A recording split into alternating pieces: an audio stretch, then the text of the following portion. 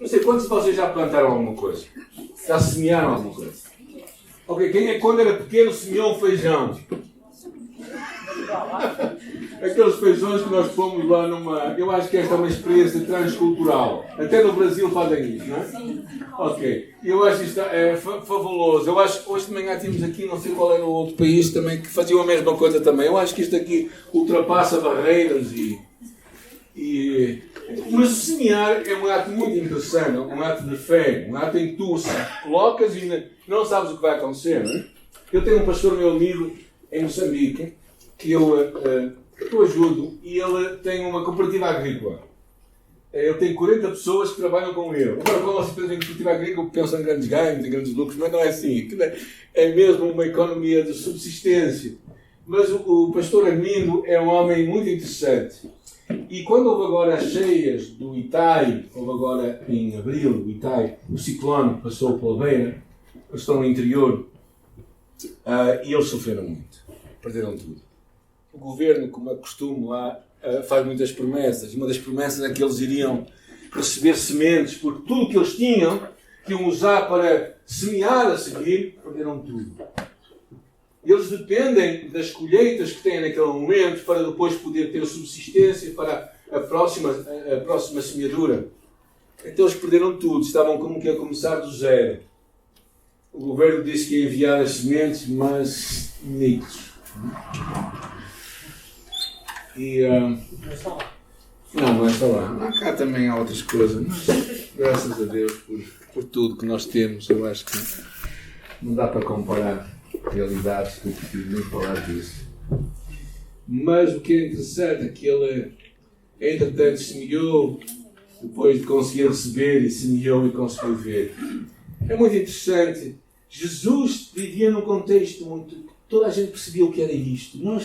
Há pessoas que pensam que batatas nascem em árvores, se calhar, ou que coelhos vêm não sei de onde. Quer dizer, hoje há uma falta de conhecimento de como é que as coisas acontecem. Mas, naquele contexto, as pessoas percebiam tudo o que Jesus falava, porque era o tempo de então. E Jesus conta esta parábola muito interessante que ele conta para nós, em Marcos capítulo 4, se quiserem me acompanhar, que é uma parábola que é falada também nos outros dois evangelhos, em Mateus e em Lucas, que são evangelhos que contam normalmente as mesmas histórias. E diz assim: voltou Jesus a ensinar à beira-mar, reuniu-se numerosa multidão a ele, de modo que entrou num barco onde se assentou, afastando-se da praia, e todo o povo estava à beira-mar na praia. E assim lhes ensinava muitas coisas por parábolas, no decorrer do seu doutrinamento. Ouvi! Eis que o semeador saiu a semear, e ao semear, uma parte caiu à beira do caminho, e vieram as aves e a comeram. Outra parte caiu em solo rochoso, onde a terra era pouca e logo nasceu, visto não ser profunda a terra, saindo porém o sol a queimou, e porque não tinha raiz secou-se. Outra parte caiu entre os espinhos, e os espinhos cresceram e a sufocaram, e não deu fruto. Outra, enfim, caiu em boa terra, e deu fruto que vingou e cresceu, produzindo a 30, a 60 e a 100 por um. E acrescentou: quem tem ouvidos para ouvir? Quem tem ouvidos para ouvir? Ouça! Estão ouvindo? Quando Jesus ficou só, os que estavam junto com os 12 o interrogaram a respeito das parábolas. E ele respondeu: a vós vos é dado a conhecer o mistério do reino de Deus, mas aos de fora tudo se ensina por meio de parábolas, para que vendo, vejam e não percebam, e ouvindo, ouçam e não entendam, para que não se venham a converter. Estranho, não é? Mas aí está aqui a dizer, não é? Estão a ler comigo, não estão? E haja perdão para eles. E então lhes perguntou: não entendeis esta parábola? E como compreendereis as outras parábolas? O semeador semeia a palavra. Versículo 14. São estes os da beira do caminho, onde a palavra é semeada, e enquanto a ouvem, logo vem Satanás e tira a palavra semeada neles. E semelhantemente são estes os semeados em solo rochoso, os quais, ouvindo a palavra, logo a recebem com alegria, mas eles não têm raiz em si mesmo, antes são de pouca duração. E chegando o tempo de angústia ou de perseguição por causa da palavra, logo se escandalizam. Os outros, os semeados entre os espinhos, são os que ouvem a palavra, mas os cuidados deste mundo, a fascinação da riqueza, as demais ambições, concorrem sufocando a palavra, ficando ela infrutífera. Os que foram semeados em boa terra são aqueles que ouvem a palavra e a recebem, frutificando a 30, a 60 e a 100 por um. Quem tem ouvidos para ouvir, ouça.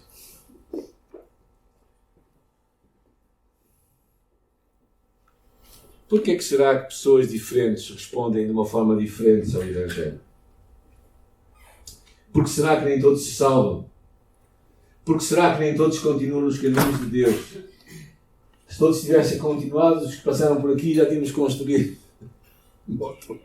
pelo menos num outro lugar. Jesus estava a ser apertado por uma multidão que queria ouvi-lo e por líderes religiosos que estavam a contestar a sua doutrina. Começava o ano da oposição a Jesus. E daí Jesus começou a contar histórias por parábolas. O que são parábolas? Histórias do dia-a-dia.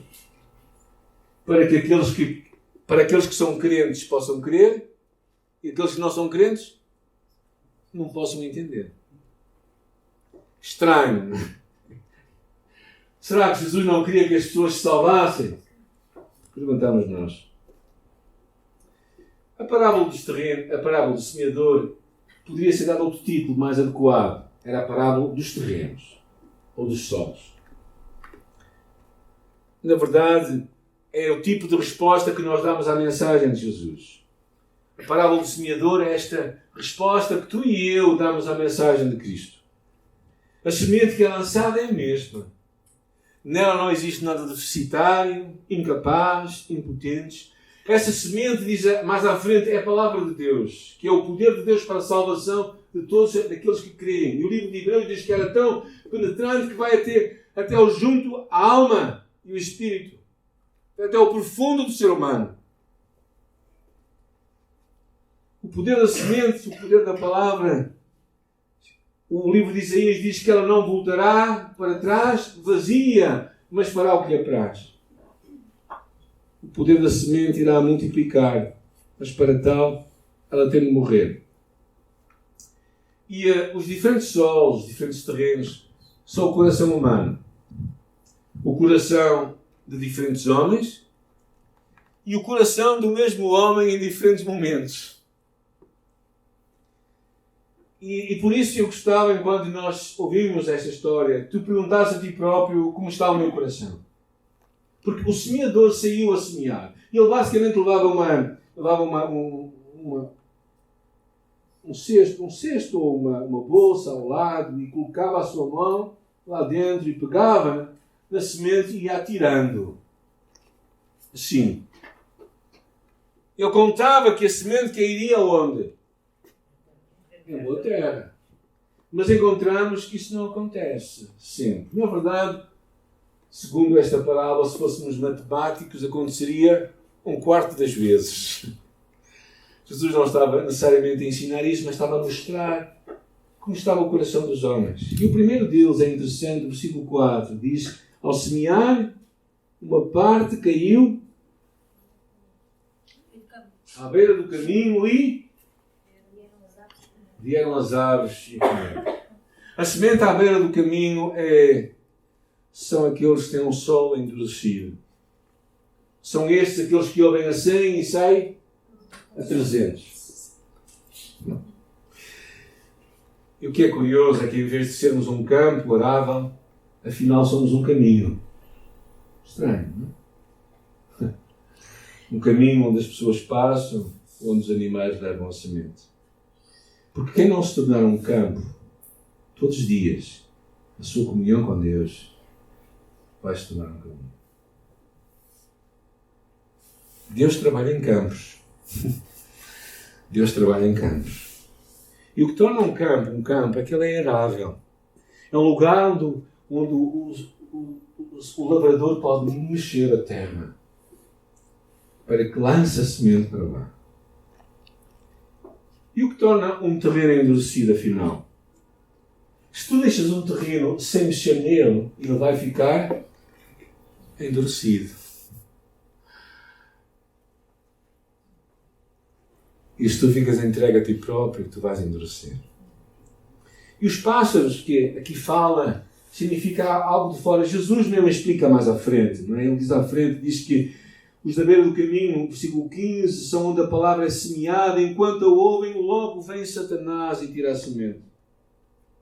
Os pássaros são aquilo algo de fora que vem e retira a semente.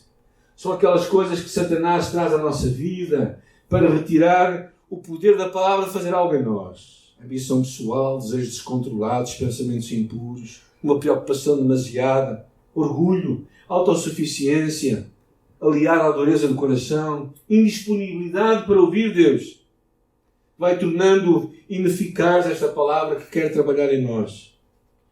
Tudo o que dá espaço para Satanás agir em nós, falta de perdão. Efésios capítulo 4. Um espírito ansioso, 1 Pedro capítulo 5. Pecado não confessado em nossa vida, 1 Coríntios capítulo 3. Tudo isto vem como que neutralizar o poder da palavra. Ouvem, mas não entendem. Veem, mas não percebem.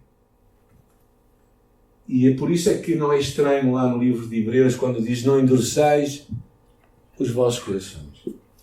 Tu e eu podemos tornar-nos um terreno duro. Um terreno tão endurecido em que a palavra é que deixamos de ser um terreno e passamos a ser um caminho. Quando tu e eu temos em nosso coração falta de fé, pecados por resolver, falta de perdão, o nosso terreno está endurecido. E Satanás facilmente leva a semente. Ela desaparece num ápice. A segunda semente é a semente que cai na rocha. Versículos 5, 6, 17 e 18. E aqui fala de um solo superficial. A pessoa ouve a palavra e fica entusiasmada, contente, animada. Ela cresce rápido, mas ela não cria raízes. E ao ouvir o sol, ela rende-se e morre. A semente cai em pouca terra, por baixo dela há pedras que não permitem que a semente cresça. Ou seja, a semente não muda o terreno à sua volta.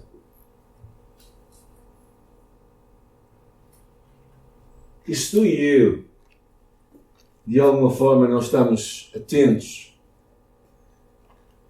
nós podemos ser uma semente assim. Podemos ser um solo em que ouvimos, ficamos encorajados, mas rapidamente desistimos. E Jesus é muito claro aqui. Pessoas e corações que se entusiasmam com a palavra. Abraçam uma decisão para seguir Jesus, mas não prosseguem muito. Num crescimento que é natural e saudável. Um bebê é bonito, mas se aos 10 anos ele for como um bebê, o que é que ele vai ser? Ser pouco agradável de tê-lo junto de vós. E há muita gente assim. Fica entusiasmada com a palavra, mas não vai longe. Pessoas que sabem, mas não praticam. Argumentam, mas não são transformadas. São pessoas que vivem entre dois mundos. O mundo da igreja, o mundo de Deus e o mundo do mundo. E sabem, o que foi enviado para mudar, se não muda, torna-se lixo. Jesus disse: se o sal não salgar, para nada mais presta, senão para ser lançado. São o que poderíamos chamar meios crentes. Têm as crenças evangélicas, sofreram uma mudança superficial, mudaram de look, vêm à igreja, mas quando vêm os tempos difíceis, dificuldades, tribulações, logo desanimam. Pessoas que recebem com emoções, mas não estão dispostas a pagar um preço. E Jesus diz: aquele que não toma a sua cruz não pode ser meu discípulo. Aquele que não perde a sua vida por causa de mim vai. Aquele que não perde a sua vida, aquele que perde a sua vida vai ganhá-la, mas aquele que quer guardar a sua vida vai perdê-la. Jesus é tão radical.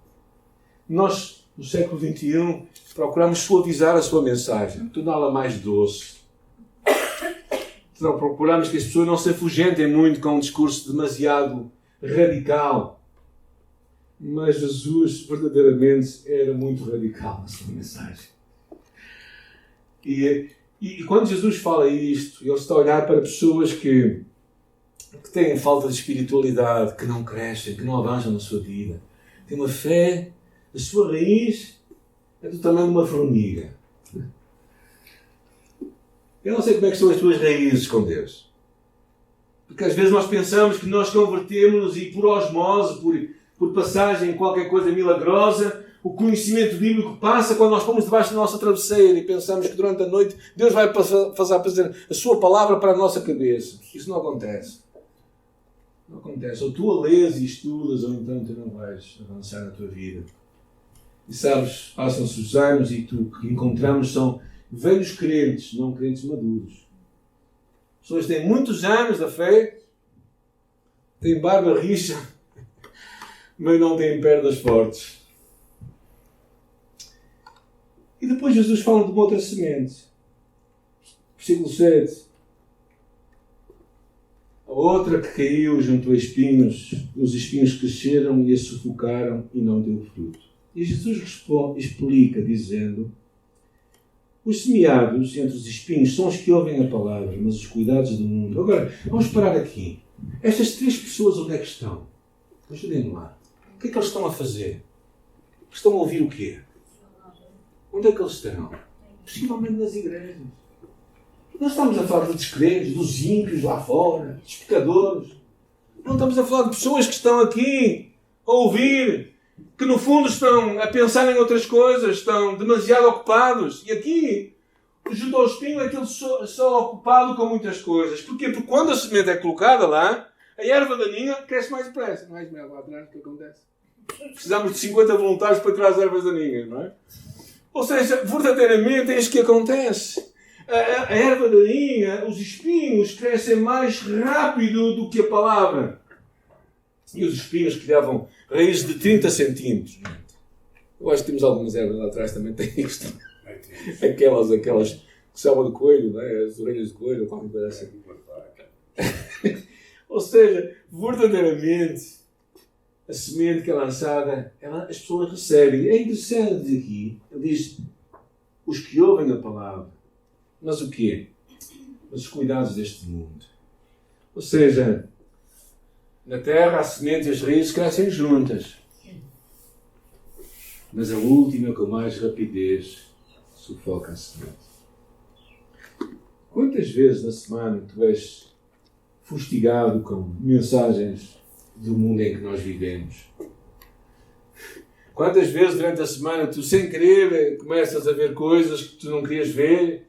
Ou começas a ouvir mensagens que tu não querias ouvir? É fácil. A semente dos espinhos cresce facilmente em todo lado. Mas a semente da palavra, tu tens que procurá-la. E no fundo é alguém que quer viver entre dois mundos, não é? Mas o que acontece é que assuntos espirituais e eternos tornam-se secundários. Faça algo que dizemos precisar mais. Porque será que temos tempo para tudo, menos tempo para passar tempo com Deus? Estranho. Até conseguimos ter tempo, às vezes, para ver um programa, por exemplo, não gostamos, mas falta-nos tempo para ler a Bíblia. Será que nos falta tempo? Não parece. É como alguém dividido. Aquele coração não é só de Jesus. E Jesus disse que ninguém pode servir a dois senhores. É alguém que quer ter o melhor dos dois mundos. O mundo de Deus e o mundo sem Deus. Tal como o jovem rico, possivelmente um líder religioso da sinagoga, mas que não consegue abraçar Jesus somente. E Jesus fala dos cuidados deste mundo, ou seja, das distrações deste ser. De pessoas que começam a enredar-se numa vida, a ocupar-se com tantas coisas, de que de repente são tão longe de tudo e de todos.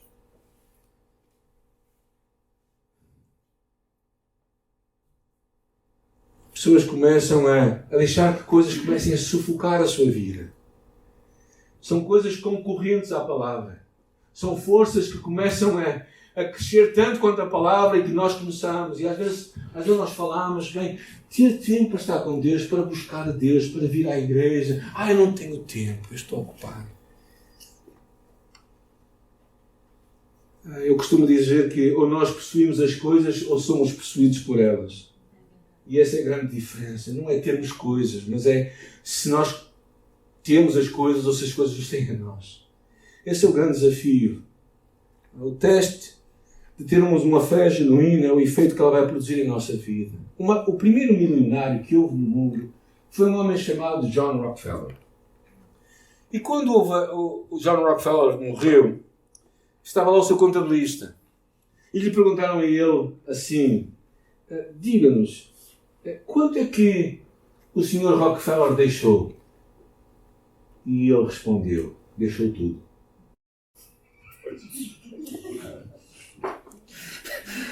Ele está na mesma medida que eu estou daqui a uns anos. Eu vou deixar tudo. Só que antes de deixar tudo, eu já mandei algumas coisas para lá. Já fiz alguns transportes. Já depositei no meu banco celestial algumas coisas. E essa é a grande diferença. Tu e eu podemos ter. Eu não sei se o Rockefeller era crente ou não. Queira Deus que sim.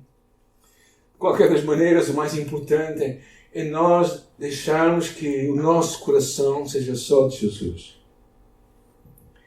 O que é que está a disputar contigo o teu amor a Deus, a tua chamada para tu viveres o que Ele tem para ti? Demasiadas ocupações? Aprenda a dizer não. Amor ao dinheiro ou uma preocupação excessiva? Lembra-te que tudo vai ficar caro. Pessoas que te desviam. Escolhe com quem andas. E depois disto, eu acho que os discípulos estavam a começar a ficar meio abananados. Jesus termina a história dizendo assim, outra, enfim. Interessante essa palavra, enfim. Finalmente, outra semente caiu em boa terra e deu fruto que vingou e cresceu, produzindo a 30, a 60 e a 100 por um. A semente caiu em boa terra, o solo fértil, o coração que recebe, o coração que dá fruto, o coração que deixa que Deus trabalhe a sua vida, o coração preparado e disponível para Deus trabalhar. Eu estava a pensar acerca disto. Como é que eu posso dar fruto? Bem, a primeira coisa para dar fruto é que eu tenho que nascer.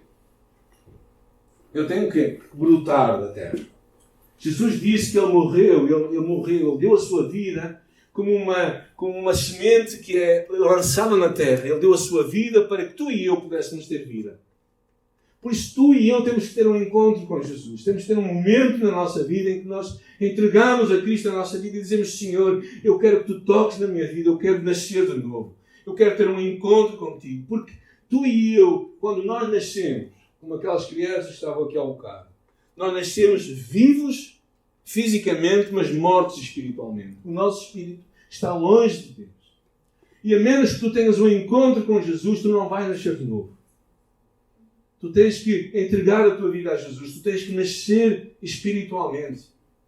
Eu nasci espiritualmente há 40 e muitos anos, já há 46 anos atrás. E eu digo-vos, eu acho que foi ontem. Mas eu lembro-me daquele dia, como se fosse hoje.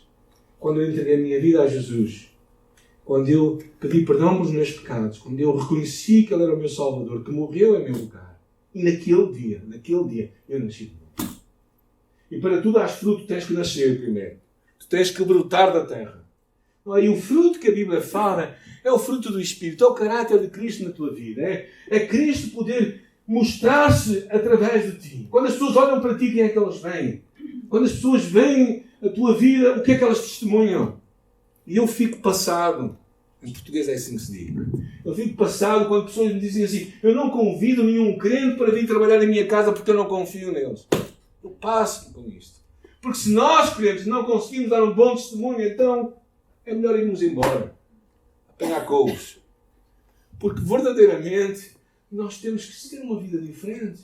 Se tu e eu não somos diferentes, onde é que está a luz? Se nós que dizemos que somos a luz não somos a luz, onde é que ela está? E claro, tens que partilhar a tua fé.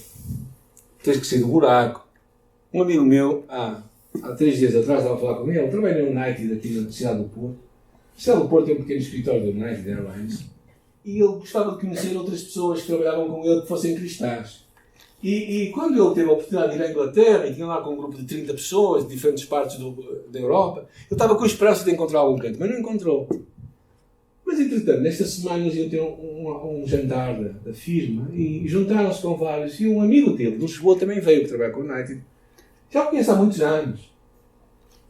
E o amigo finalmente disse-lhe: vai, tu podes orar, ora tu, pela refeição, porque depois estavam a falar, sabiam que ele era crente, estavam no padreco. E então pediram lá para o padreco orar, não é? E o amigo deles diz assim: é que eu também sou crente. Mas é um agente secreto. Tem medo de se comprometer. Tem medo que os outros saibam quem ele é. E nós não podemos ter medo. Se a salvação é de Jesus e se nós somos filhos de Deus, só nos podemos orgulhar. Um orgulho santo, é claro, não é? Mas antes devemos sentir que estamos à frente e não na cauda. Estamos à frente de tudo e não atrás da história. E que tipo de sol é o teu coração? Onde é que tu estás? À beira do caminho? Ou estás... Tu não és um terreno, tu és um caminho. Tu estás, o teu sol é rochoso, não crias raízes, nunca avanças na tua caminhada com Deus. Sempre ali no corda-bamba. O que me importa é que eu tenho um lugarzinho lá no céu. Isso ninguém me tira. Mas pouco mais, não é? Se calhar vai estar num beliche. Tipo aqueles lugares onde às vezes algumas pessoas com pouco dinheiro, quando vão viajar, não é? Ficam, não é? Aqueles hostels que há 5 ou 6 pessoas a ressonar lá na sala. Não é? Se calhar é assim, há muita gente que é assim. Só queria ter um lugarzinho no céu. Só que o problema é que, não tendo raiz, eles não vão servir de muito no futuro. E depois há aqueles que ouvem, mas deixam que outras coisas ocupem o seu coração. Sempre divididos, sempre a pensar... não podemos ser radicais, essas coisas radicais. É com os muçulmanos, não é? Radical não. Temos a nossa fé, mas pronto, nada mais que isso. Não é? Nada de radicalismo, não é? E finalmente, aqueles que estão em boa terra.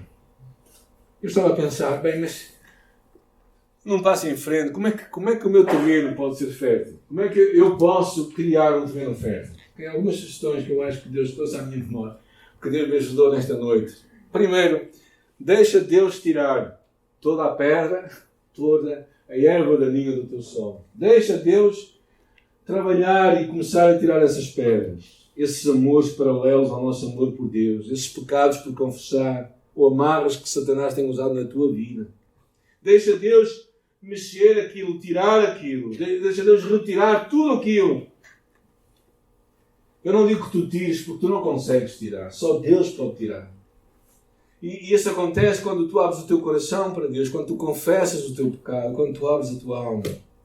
Depois, busca alimentar-te da palavra. Deseja a palavra. Busca, deseja, ambiciona. Ambiciona o momento em que Deus te fala. Em que Ele marca um encontro contigo e tu não falhas. É feio falhar aos encontros marcados. E Deus espera por ti. Como um amante espera pela sua amada para se encontrar contigo. E às vezes nós comemos coisas que não prezam para nada. Enchemos a barriga, mas com bolotas. Não com nutrientes. Não é? Às vezes temos aqueles aqueles devocionais em comprimidos rápidos, não é? Então, tipo, aqueles... Pronto, eu valorizo muito todo tipo de devocionais, não é? Mas às vezes há uns que tu lês tão rápido que até já te esqueceste dele, não é? Mas procura conhecer a Deus. Porque Deus quer te conhecer. Isso começa a preparar o teu terreno. Isso começa a mostrar um terreno que vai criar alguma coisa, não é? Porque o semeador saiu a semear e ele está à espera de quê? De fruto. Ele está à espera que alguma coisa boa aconteça. Ele não está lá a gastar o seu tempo nem o seu dinheiro. Ele está lá à espera. E Deus também está a semear a tua vida. Para quê?